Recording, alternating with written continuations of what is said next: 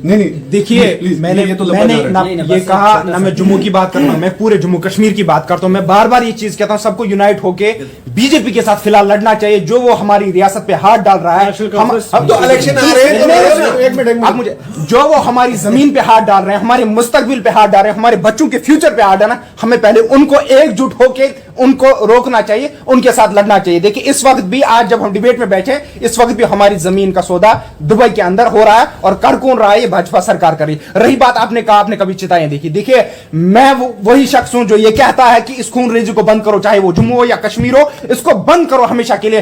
कश्मीरी नौजवान मरना चाहिए ना सिक्योरिटी फोर्स। बहुत शुक्रिया, बहुत शुक्रिया। इसके साथ ही नहीं, आई एम रैपिंग अप। नहीं एक मिनट आदिल साहब, मैं आप पे भी आऊंगा। आप अपना सवाल पूछिए, बिल्कुल आप पूछ सकते हैं। देखिए ये समझना बहुत जरूरी है ना, वो हमेशा कहते हैं कि इनको 370 इनके एजेंडे में था। हम सबको ये पता है, मैंने कल भी कहा, मैं आज भी कहता हूं, 1954 में ही इन्होंने कहा था, जनसंघ ने कहा था, श्यामा प्रसाद मुखर्जी ने कहा था, हम इस धारा को इस कॉन्स्टिट्यूशन में नहीं चाहते हैं। क्या ये खाली इसी धारा को नहीं चाहते, बाकी जो धारा है 371 है, ए टू आई है, वो दूसरी स्टेट्स को मिली है। तो क्या यहाँ इनकी मुसलमानों के प्रति मंशा जाहिर नहीं होती कि ये मुसलमानों के खिलाफ ही है, खाली ये जम्मू कश्मीर के अवाम के खिलाफ ही है? खाली उन धाराओं को भी तो हटाइए। अगर आप कहते हैं एक विधान एक संविधान, पूरे कंट्री में आप एक कॉन्स्टिट्यूशन चाहते हैं, एक लॉ चाहते हैं आपकी, तो उनको क्यों नहीं हटाते आप? यहां तो आप अपनी मंशा जाहिर करते हैं ना। हम जम्मू कश्मीर के अवाम के कभी नहीं हो सकते हैं। हमारा मकसद यह है कि हम राजनीति पूरे देश में चलाएंगे। जब हम जम्मू कश्मीर के अवाम को लूटेंगे, वहां के नौजवान का मुस्तकबिल लूटेंगे, उसका रोजगार हम उसे छीनेंगे,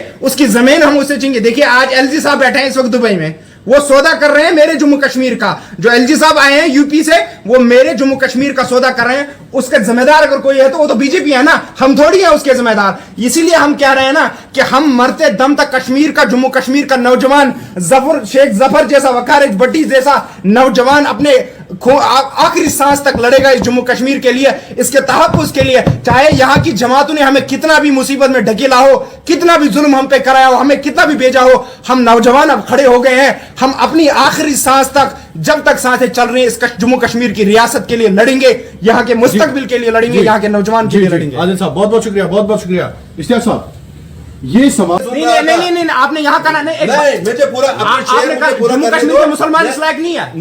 क्या जम्मू कश्मीर के मुसलमान इस लायक नहीं है? आप कह रहे हैं